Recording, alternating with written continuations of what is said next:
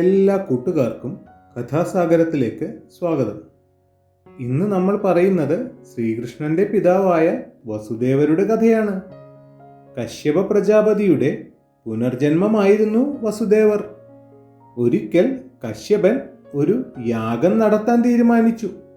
യാഗത്തിനുള്ള മൂല്യങ്ങളെല്ലാം ഒരുക്കിയെങ്കിലും യാഗപ്പശുവിനെ മാത്രം കിട്ടിയില്ല.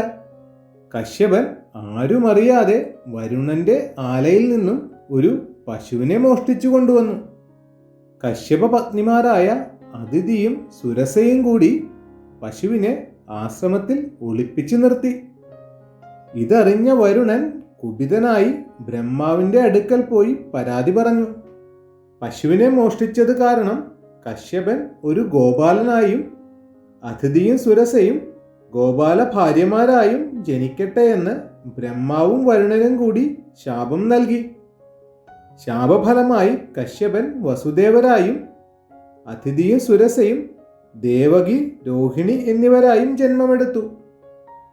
പണ്ട് കാളന്തി തടത്തിൽ മധുവനം എന്ന് പ്രസിദ്ധമായ ഒരു പ്രദേശമുണ്ടായിരുന്നു.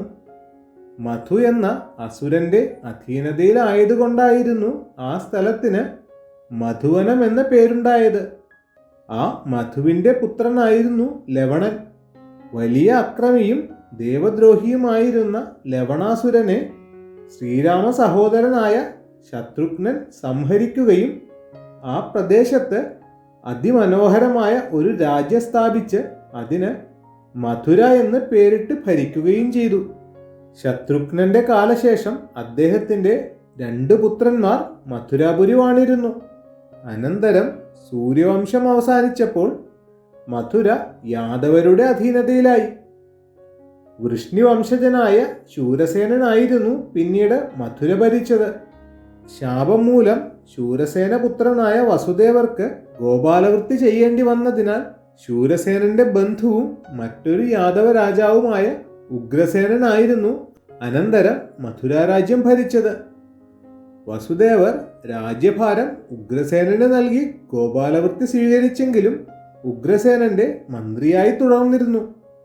ഉഗ്രസേനന്റെ സഹോദരനായ ദേവകന്റെ പുത്രിയായ ദേവകിയെ വസുദേവർ വിവാഹം കഴിക്കുന്നതിൽ ഉഗ്രസേന പുത്രനായ കംസന് വളരെ സന്തോഷമായിരുന്നെങ്കിലും ദേവകിയുടെയും വസുദേവരുടെയും 8ാമത്തെ പുത്രൻ കംസനെ വധിക്കുമെന്നുള്ള അശരീരി കേട്ടതോടെ കംസൻ ദേവകിയെയും വസുദേവരെയും പിതാവായ ഉഗ്രസേനനെയും കാരാഗൃഹത്തിലടച്ചു. എന്നിരുന്നാലും ദേവഹിതമനുസരിച്ച് ശ്രീകൃഷ്ണൻ 8ാമനായി ജനിച്ച് അമ്പാടിയിൽ വളർന്നു.